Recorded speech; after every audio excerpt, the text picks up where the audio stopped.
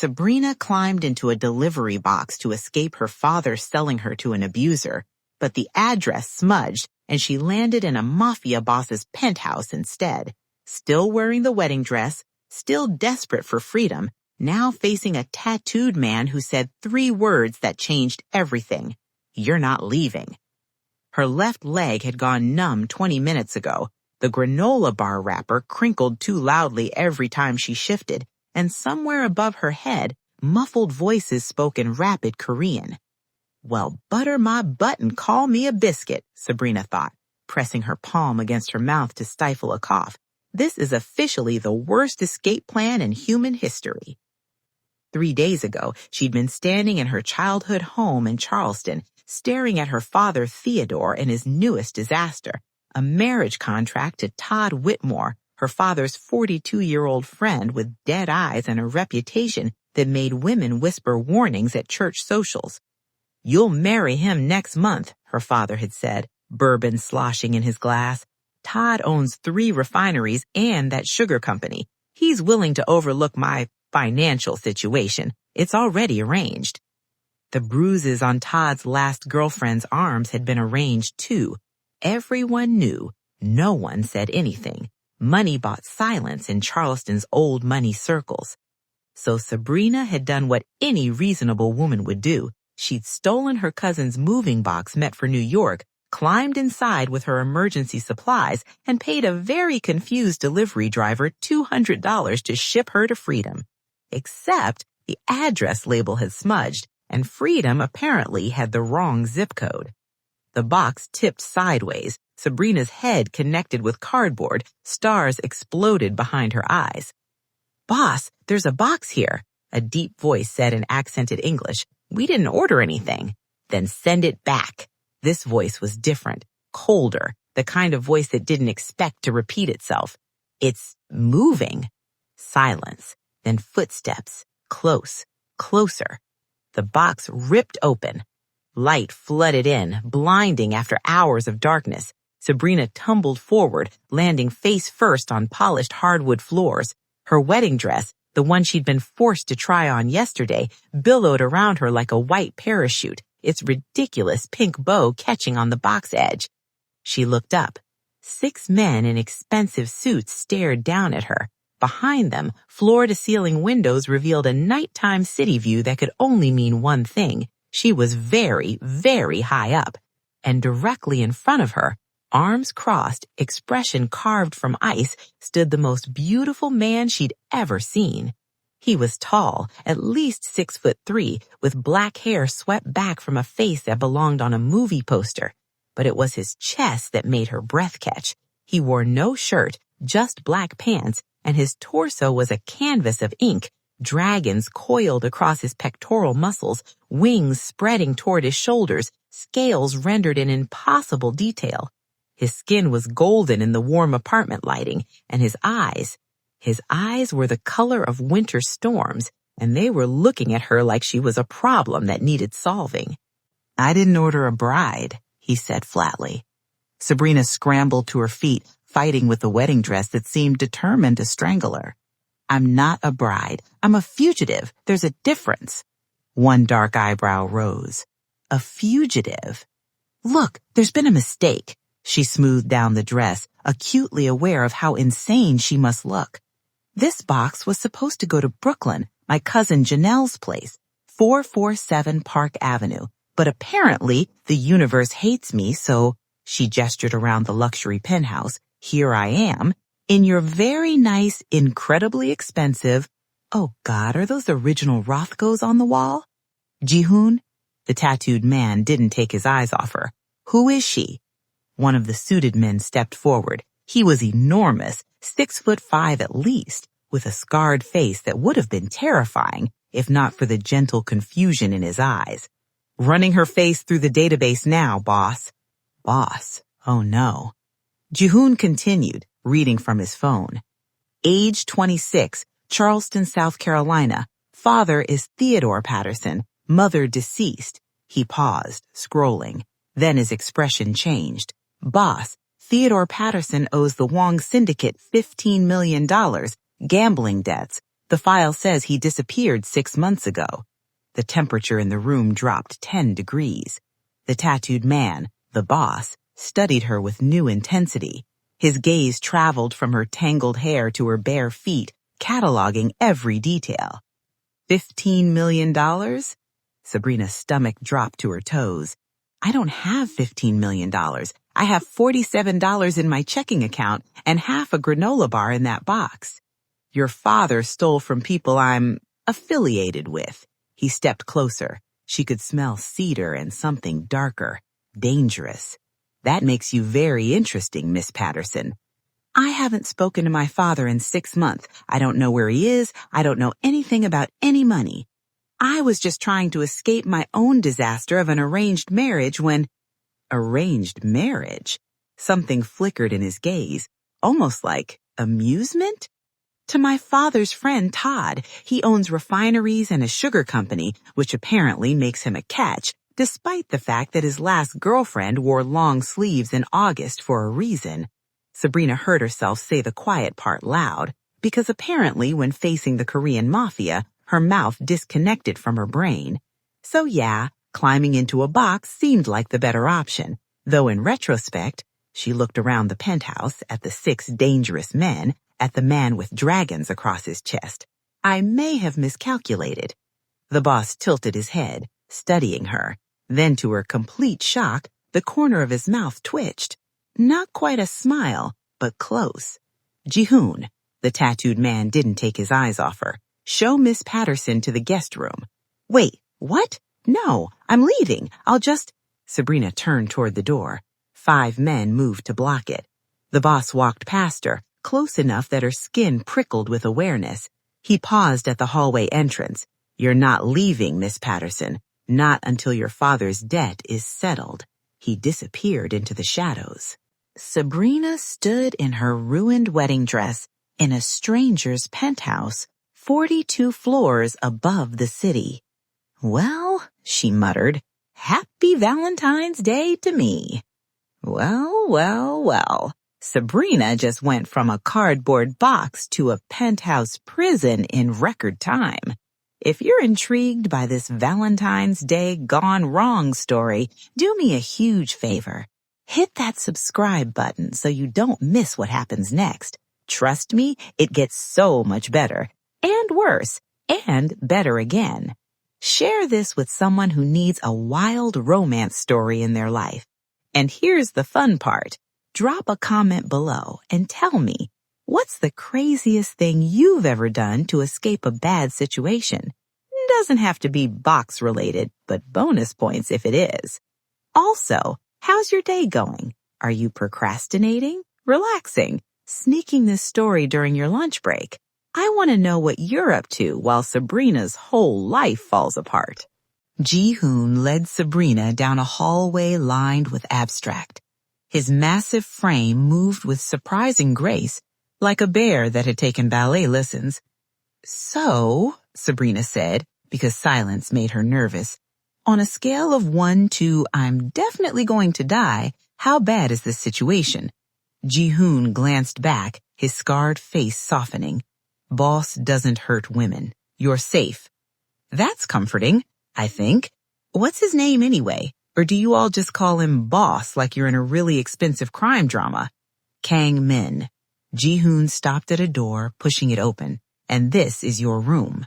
Sabrina's jaw dropped. A king-sized bed dominated the space, dressed in white linens that looked softer than clouds.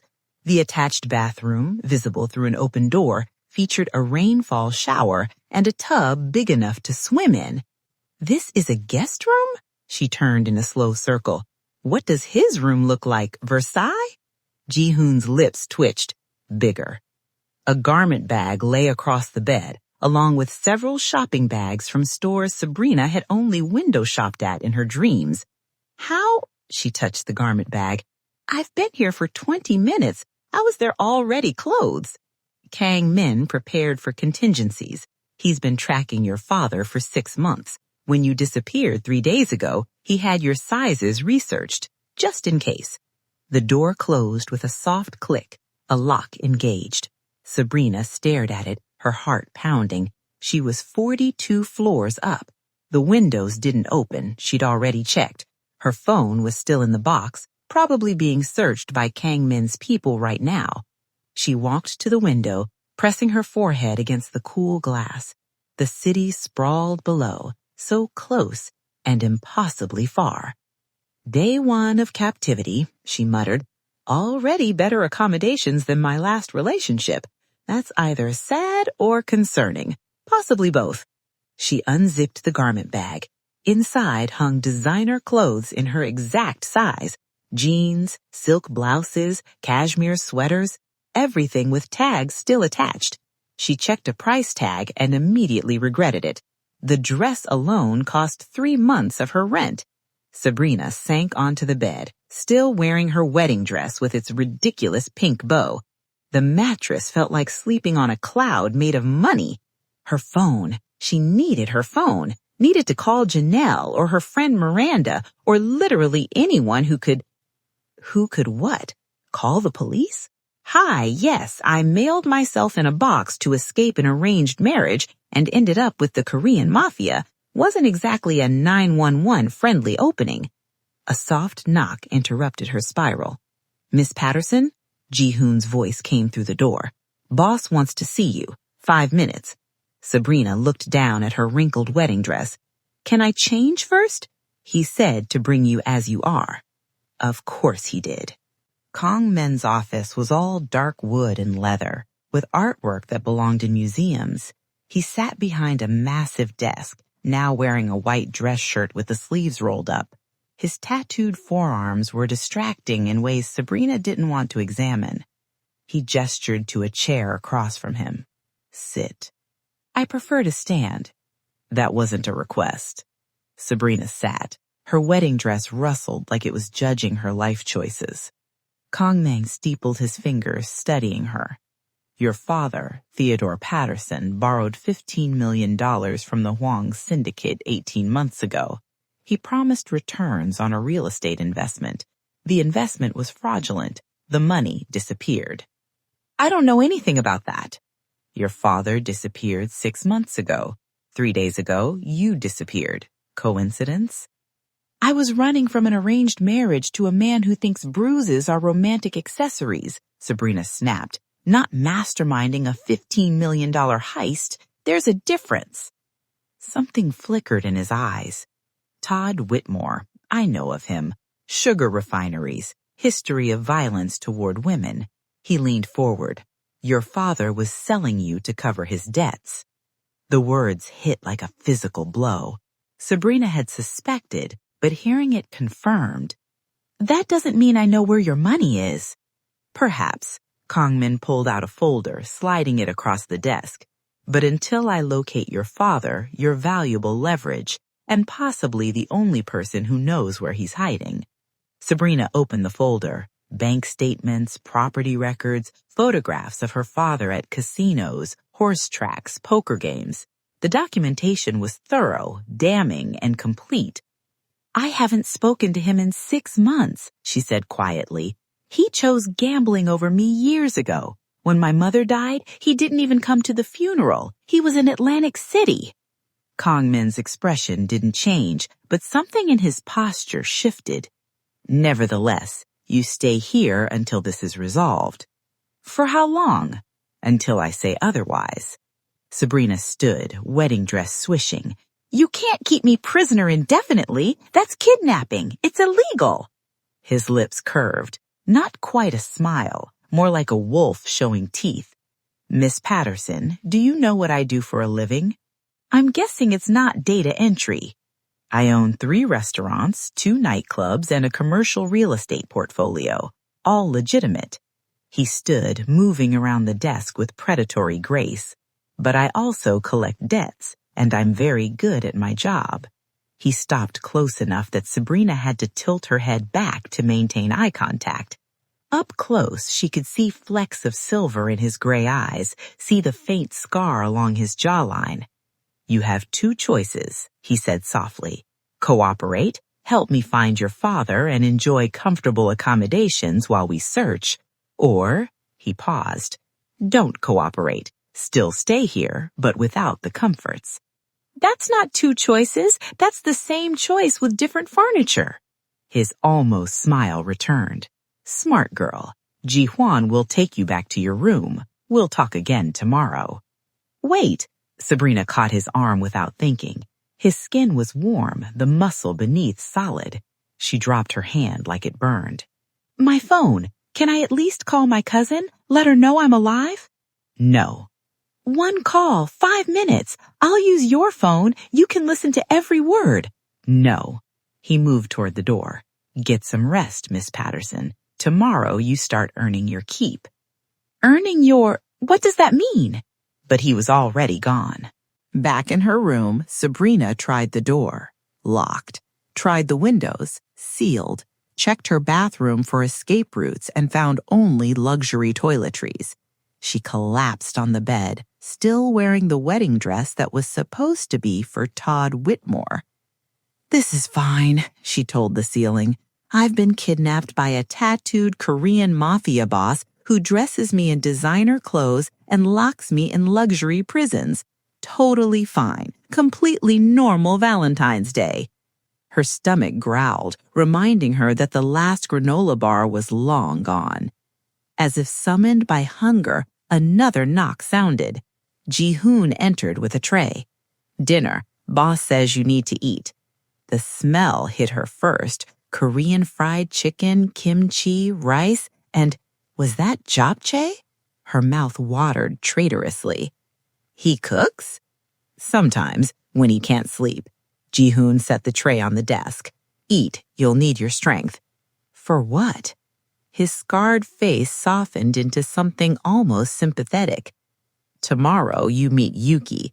She's intense. He left before Sabrina could ask what that meant. She ate the fried chicken. It was perfect, crispy, flavorful, with just enough spice to make her lips tingle. She hated that it was perfect. Day 1, Sabrina muttered, licking sauce from her fingers. Kidnapped, fed amazing Korean food, dressed in designer clothes. Stockholm Syndrome speed run, here we go. But as she curled up in the too soft bed, wearing silk pajamas that probably cost a month's salary, one thought kept circling. Kang Min's hands had been gentle when he'd cooked, and his eyes, when she'd mentioned her mother's funeral, had flickered with something that looked almost like understanding. Monsters didn't cook fried chicken at midnight, did they? Morning arrived with sunlight streaming through floor-to-ceiling windows and the smell of something burning. Sabrina woke disoriented, tangled in sheets. For one blissful moment, she forgot where she was. Then memory crashed back.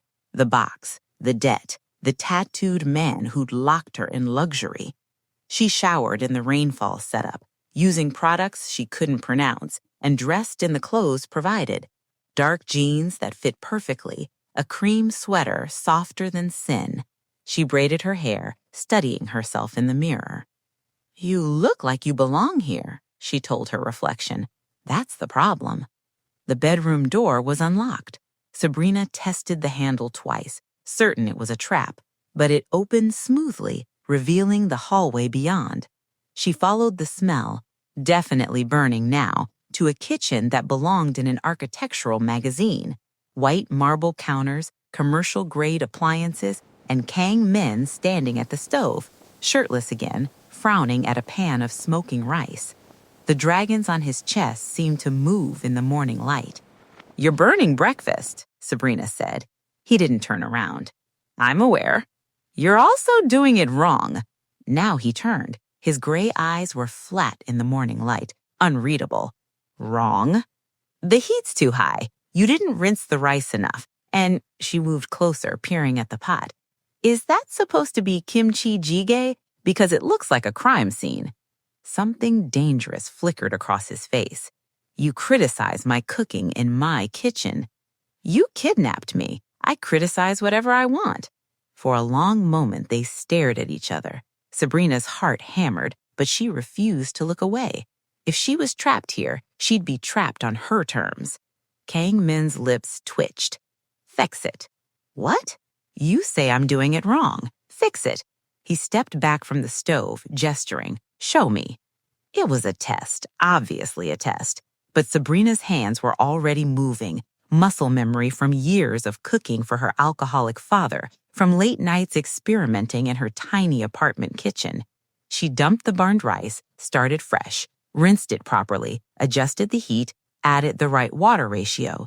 The kimchi jjigae needed more gochugaru, less salt, and for the love of God, you couldn't just dump everything in at once. Kang Min watched from the counter, sipping coffee. Where did you learn to cook Korean food? YouTube and desperation. My neighbor in Charleston was Korean, Mrs. Park. She taught me basics before she moved. Cooking was cheaper than therapy. You needed therapy? My mother died when I was 16. My father drank away her life insurance within a year. I needed something to control when everything else was chaos. She stirred the rice.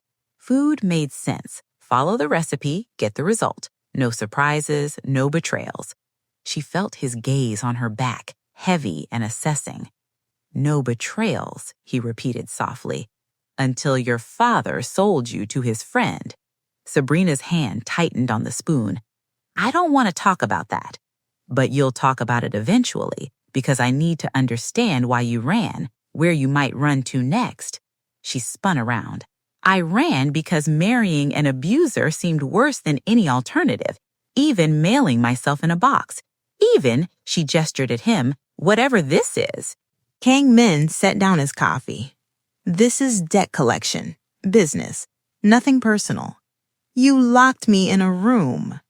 I gave you a suite. There's a difference. You took my phone. You're a flight risk. I climbed into a cardboard box. I'm absolutely a flight risk. Sabrina turned back to the stove before he could see her hands shaking. Your rice is ready. Try not to burn it this time. She plated the food, muscle memory guiding her hands. Bowl of rice, kimchi jjigae in a stone pot, banchan arranged neatly. It looked restaurant quality. Kang Min studied the presentation, then took a bite. His eyebrows rose. Well, Sabrina crossed her arms. Verdict? He took another bite. Good. It's perfect. Say it's perfect. It's adequate. Adequate? Sabrina laughed, sharp and disbelieving. I just saved your breakfast from being a hate crime against Korean cuisine and you say adequate? His lips curved. A real smile this time, small but genuine. It's very good. Thank you. She made herself a bowl. Now tell me what you meant by earning my keep. I own a restaurant in Midtown, Korean fusion, upscale. My head chef quit yesterday. He watched her over his coffee. You'll work there until I locate your father. Sabrina nearly dropped her spoon. You want me to cook professionally? You clearly have skills. I have a need. Business. I'm not a professional chef. She stopped. What was she? She'd been waitressing at a diner in Charleston, taking online classes she couldn't afford, dreaming of culinary school while her father gambled away any chance of tuition. I'm not trained. You're trained enough. Kang Min stood, rinsing his bowl.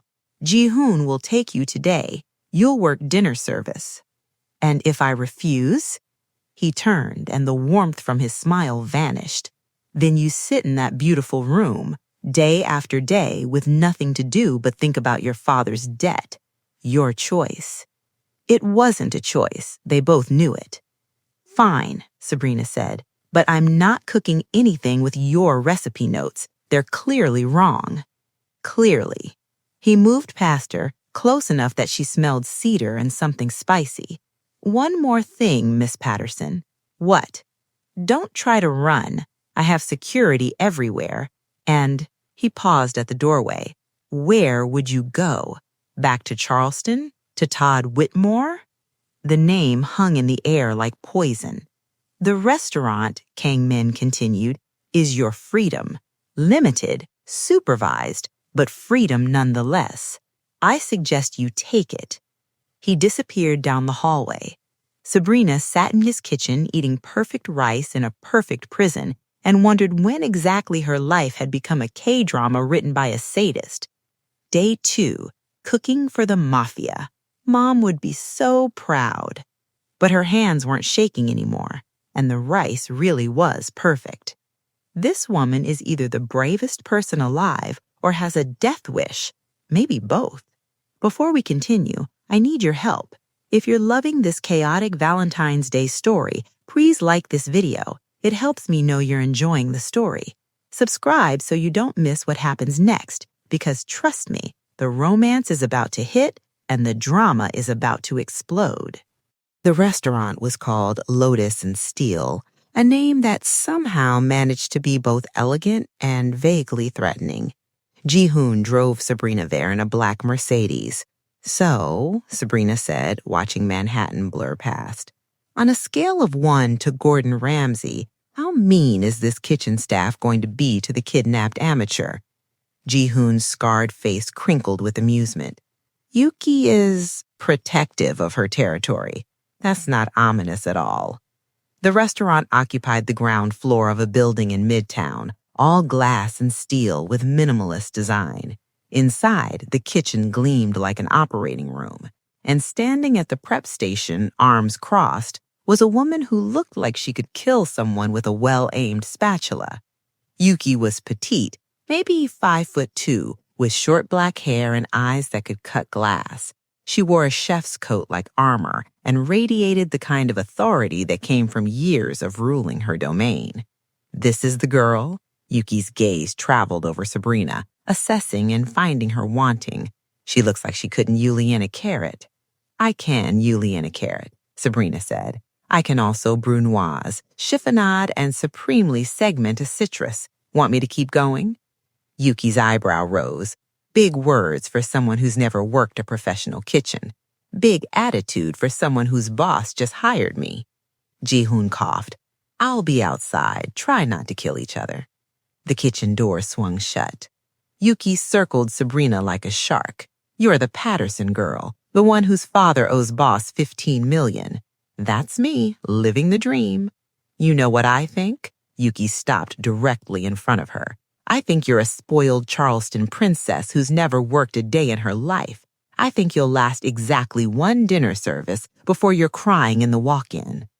Something hot and angry flared in Sabrina's chest. She'd spent her life being underestimated, dismissed, told she wasn't good enough. "You know what I think?" Sabrina stepped closer. "I think you're testing me because that's what bullies do. So here's the deal. Give me a station, give me a prep list, and watch me work. Then decide if I'm worth your attitude." Silence stretched between them. Then Yuki smiled, sharp, approving. "Prep station 3. I need brunoise on 50 shallots, supremes on 20 grapefruits, and a gallon of gochujang aioli. You have 2 hours. Done."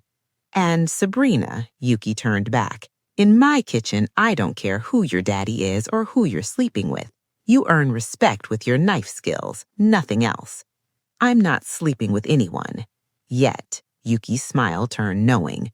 "Boss doesn't look at women the way he looks at you unless he's planning something." Before Sabrina could respond, the back door crashed open and a man stumbled in carrying a laptop covered in conspiracy theory stickers. "The Valentine's Day flowers are bugged," he announced in a thick Russian accent. "I knew it. The delivery company is CIA front." "Dmitri," Yuki sighed, "the flowers are from the vendor we've used for 3 years. "That's what they want you to think." Dmitri was tall, thin, with wild hair and eyes that suggested too much caffeine and not enough sleep. He spotted Sabrina. "You, box girl, did you know your delivery company has ties to—" "Dmitri," Yuki said firmly, "go back to your cameras." "But the—" "Cameras, now." Dmitri shuffled out, muttering about surveillance states. Sabrina stared. What was that? "That's Dmitri, tech security, brilliant with computers, insane about everything else." Yuki handed her a knife. "Now stop stalling and start chopping." 2 hours later, Sabrina's arms ached and her eyes watered from shallot fumes, but her prep station was immaculate. Perfect brunoise, supremes without a trace of pith, aioli whipped to glossy perfection. Yuki inspected each container, her face unreadable. Then she nodded once. "You'll do appetizers tonight. Don't screw up." It wasn't praise, but it wasn't dismissal either. Dinner service was chaos. Orders flew, tickets printed, the kitchen transformed into a carefully orchestrated storm. Sabrina worked her station: Korean fried cauliflower, gochujang wings, kimchi pancakes, and fell into the rhythm she'd only dreamed about. The focus, the heat, the perfect chaos of creation.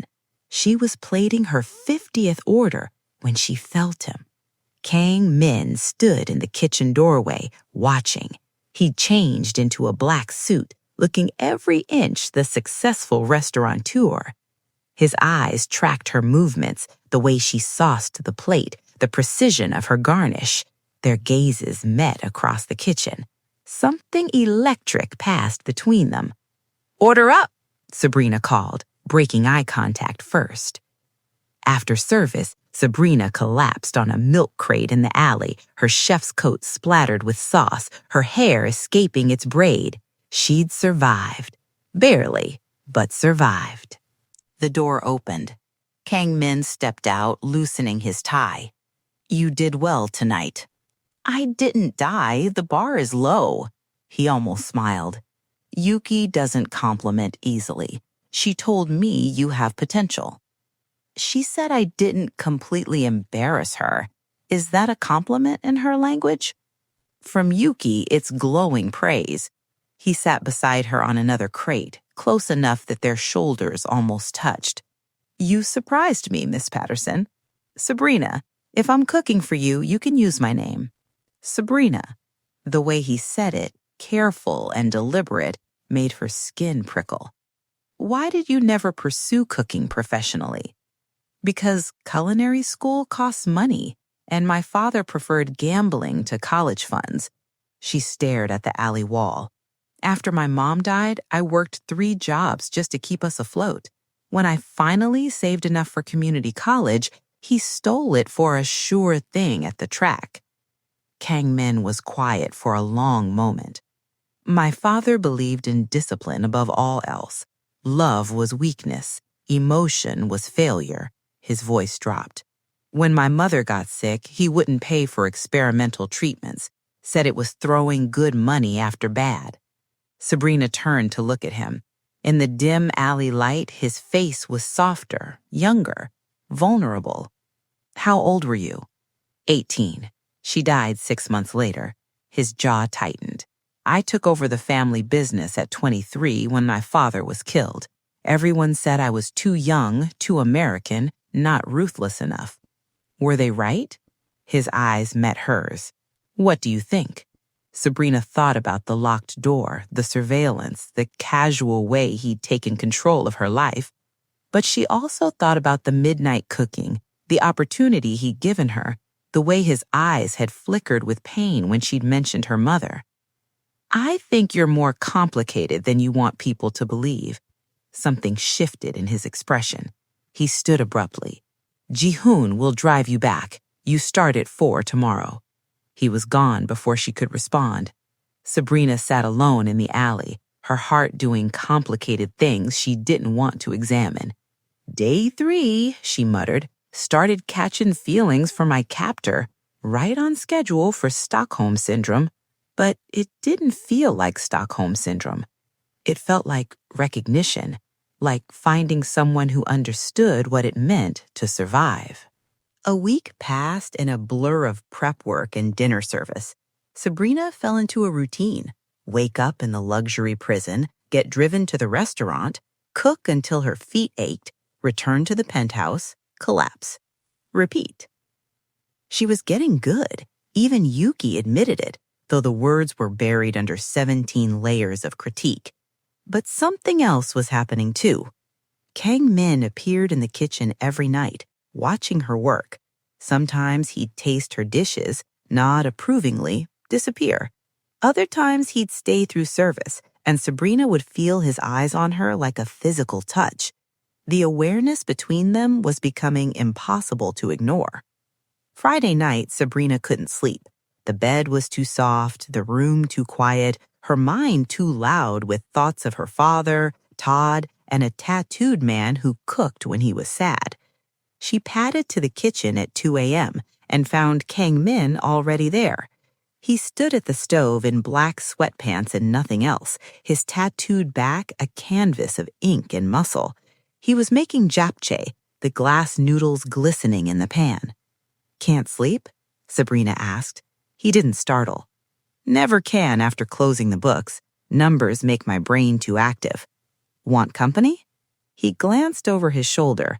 Something in his eyes made her breath catch. "If you're offering." Sabrina moved to the counter, watching him cook. His movements were precise, practiced, almost meditative. "My mother taught me this dish," he said quietly, "before she got sick. She said cooking was meditation. Control the ingredients, control the outcome." "Your father didn't cook?" Kang Min's voice hardened. "My father believed cooking was women's work. He believed a lot of things that were wrong. Like emotion being weakness? Like love being a liability." He turned off the heat, dividing the japchae between two bowls. "He said my mother made me soft, that caring about her death would destroy me. Did it?" Kang Min handed her a bowl, their fingers brushing. The contact sent electricity up her arm. "It made me ruthless. I decided no one would ever control me through something I loved again." "That's why you don't—" Sabrina stopped. "Why you keep everyone at distance?" "Yes." He leaned against the counter, steadying her. Her heart hammered. "I'm your prisoner. Leverage, you said it yourself." "I lied." The words dropped like stones between them. "You stopped being leverage the moment you told me your father chose gambling over your mother's funeral." Sabrina set down her bowl with trembling hands. "Then what am I?" Kang Min moved closer, not touching, but close enough that she could feel his heat. "Dangerous." "I'm dangerous? You literally kidnap people." "I collect debts. There's a difference." His lips curved. "But you, Sabrina Patterson, make me forget why I built these walls. You make me want things I swore I'd never want again." "Like what?"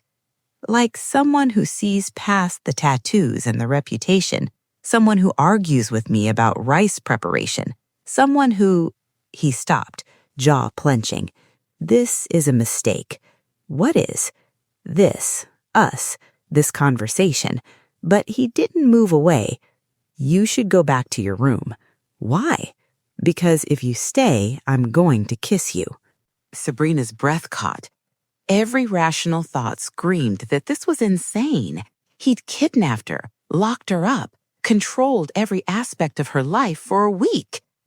But it also given her a kitchen, respected her skills, shared his pain, and he was giving her a choice right now. To leave? To stay? "What if I want you to?" The words escaped before she could stop them. Kang Min's eyes darkened. "Don't say things you don't mean." "I mean it." Sabrina stepped closer, closing the distance between them. "I've spent my whole life letting other people make choices for me. My father, Todd, even climbing into that box was running away from a choice, not making one." She touched his chest, feeling his heartbeat thunderous under her palm. "So I'm making a choice now. I'm choosing to stay in this kitchen. With you." For a moment, he just stared at her. Then his hand came up, cupping her face with surprising gentleness. "You're sure?" "No." Sabrina laughed shakily. "This is probably the worst decision I've ever made. But I'm making it anyway." Kang Min's thumb traced her cheekbone. "I won't be able to stop at one kiss." "Good." He kissed her. It wasn't gentle. It was consuming, desperate, like he'd been holding back for days and the dam had finally broken.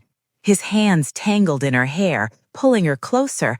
and Sabrina melted into him. She'd been kissed before. This wasn't that. This was claiming, recognition, home. When they broke apart, both breathing hard, Kang Min pressed his forehead against hers. "This complicates things," he murmured. "Everything about us is complicated. Your father still owes $15 million. Todd Whitmore still has a legal claim on you through that marriage contract. And he pulled back, meeting our eyes. "I still don't know if I can trust you." The words stung, but Sabrina understood. "Then don't trust me. Just don't lock me out." "I don't know how to do this," he admitted. "Caring about someone again. It's been so long." "Me neither. I thought I loved someone once. He used my rent money to buy car parts and slept with my coworker." Sabrina managed to smile. "So we'll figure it out together. Make mistakes. Argue about cooking. Whatever." Kang Min's lips curved. "You really think it's that simple?" "No, I think it's terrifying and complicated and probably going to end in disaster." She kissed him again, softer this time. His arms wrapped around her, holding her close. Dangerous woman. Dangerous man. They stood in the kitchen, two damaged people who'd found each other in the worst possible way and pretended the world outside didn't exist. At least for tonight. 3 weeks into captivity turned something else, Sabrina was plating a special when Dimitri burst into the kitchen. "Boss, the refinery man is here." Every knife in the kitchen stopped moving. Yuki's face went pale. "Todd Whitmore? Here?" Sabrina's hands froze on the plate. Blood roared in her ears. Kang Min appeared in the kitchen doorway, his expression carved from ice. "Stay here," he told Sabrina. Then to Ji-hoon, "With me." "No." Sabrina stripped off her apron. "If he's here for me, I face him." "Sabrina, you don't get to protect me from this." Her voice shook but held firm. "He's been controlling my life through fear for months. I won't hide anymore." Something flickered in Kang Min's eyes. Pride, maybe, or concern. "Then you stay behind me." The dining room was half full of Friday night customers, and sitting at the best table flanked by two men in expensive suits was Todd Whitmore. He looked exactly as Sabrina remembered. Silver hair, cold blue eyes, smile that never reached his face. Handsome in the way poisonous things were often beautiful. "Sabrina!" Todd stood, arms open like they were old friends. "There you are. Your father and I have been so worried." "Liar." The word came out steady. "My father sold me to you like livestock." Such harsh words. Todd's smile sharpened. "I prefer to think of it as a mutually beneficial arrangement. I pay his debts, you gain security. Everyone wins. Except me." "Mr. Whitmore." Kang Min's voice cut through the tension like a blade. "You're in my restaurant, uninvited." Todd's gaze slid to Kang Min, assessing. "Ah, the Korean businessman who's been harboring my fiancé. We need to talk." "She's not your fiancé. Legally, she is." Todd pulled papers from his jacket. "Marriage contract, signed by her father as debt collateral, binding under South Carolina law. I own her." The words hit like physical blows. Own her. "You don't own anyone," Sabrina said. "The courts disagree." Todd's smile was venomous. "Your father's debts to various parties totaled $18 million. I paid them. In exchange, you marry me. It's all very legal." Kang Min took the papers, scanning them. His jaw tightened. "These are legitimate." "Of course they are. I'm a legitimate businessman." Todd turned back to Sabrina. "Pack your things, darling. We have a wedding to plan." "No." "It's not a request. I said no." Sabrina stepped forward, her fear transforming into fury. "I know about Michelle and Rebecca before her. I know about the hospital visits they won't talk about, the NDAs, the payoffs." Todd's smile vanished. "Careful, Sabrina." "Why? What will you do? Hit me here in front of witnesses?" She gestured at the dining room. "Or will you wait until we're married when it's legal? You think this tattooed thug will protect you?" Todd's voice dropped to something ugly. He's using you to get to your father's money. Once he finds it, you're disposable. Sabrina glanced at Kang Min. His face revealed nothing. Maybe, she said quietly, but at least he gave me a choice. You never did. Choice? Todd laughed. You climbed into a box and mailed yourself like a coward. That's not choice. That's running. Running from you seemed like survival. Todd's hand shot out, grabbing her wrist. His grip was iron, painful. You're coming with me now. Kang Min moved. One moment, Todd was standing. The next, he was slammed against the wall, Kang Min's forearm across his throat. The two suited men reached for weapons, but Ji-hoon materialized behind them, shaking his head slowly. Touch her again, Kang Min said softly, and they'll never find your body. Todd wheezed. The contract is paper. I'm very good at making paper disappear. Kang Min leaned closer. You know who I am, Whitmore. You know what I'm capable of, so I'll make this simple. Leave. Never contact her again or discover exactly why people don't cross me.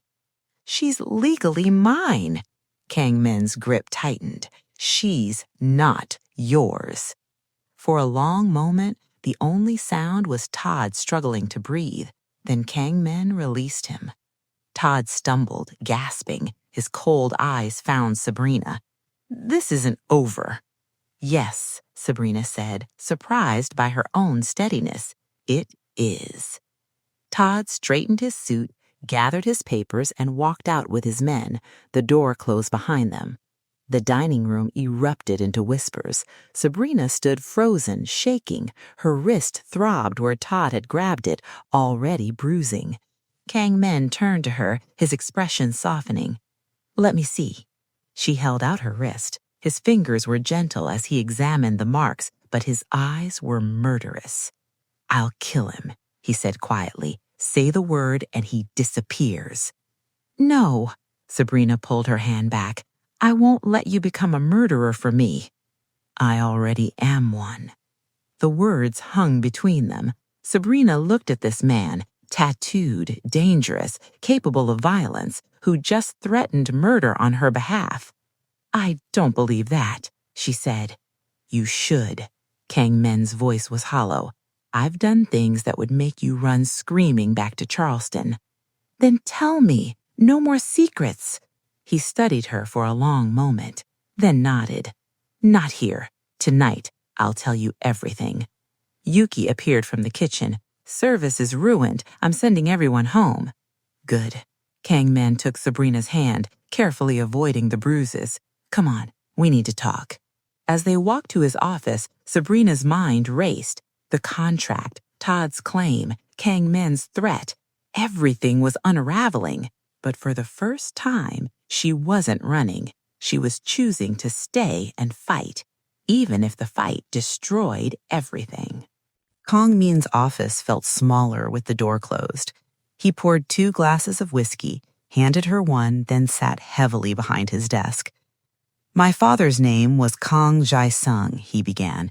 He built this empire from nothing. Restaurants, clubs, real estate, but also protection rackets, debt collection, money laundering. He was what Americans call a crime boss. Sabrina sipped her whiskey, staying quiet. When I was 18, my mother was diagnosed with cancer. Experimental treatments existed, but they weren't covered by insurance. My father refused to pay, said it was wasting money on someone already dead. Kang Min's knuckles whitened around his glass. So I stole from him. $500,000, got her into a trial. Did it work? She lived 6 more months, 6 months where she smiled again, where we cooked together, where she told me stories about Korea. His voice cracked. My father found out about the theft the day after her funeral, beat me unconscious, disowned me. Sabrina's chest ached. Men. 5 years later, someone put 3 bullets in him outside a club in Flushing. The police called it gang violence. It was me. He met her eyes. I killed my own father, Sabrina, took back the businesses he'd built. Everyone who'd stood with him either fell in line or disappeared. The words should have terrified her.